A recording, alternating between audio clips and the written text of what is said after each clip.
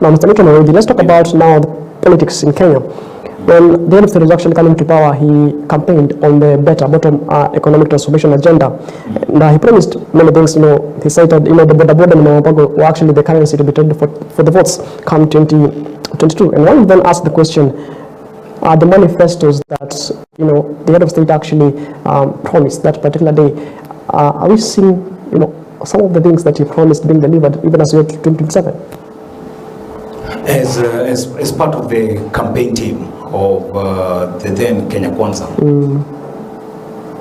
we had our manifesto with us, and like you always hear, the leader of DCP, Rigathi Gachagua, keeps talking about how we were selling NHIF idea to the people, how it would accommodate even the chronic diseases, with only an inclusion of around 800 million shillings.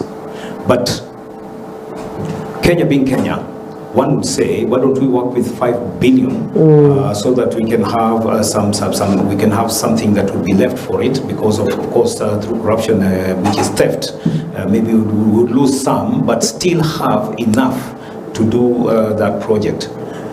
Instead, they did not only spend now they shifted from the original promise they did to Kenyans. They shifted into introducing a new thing that cost us actually 104 times, because we had actually to cough out 104 billion last year in the 24-25 fiscal year.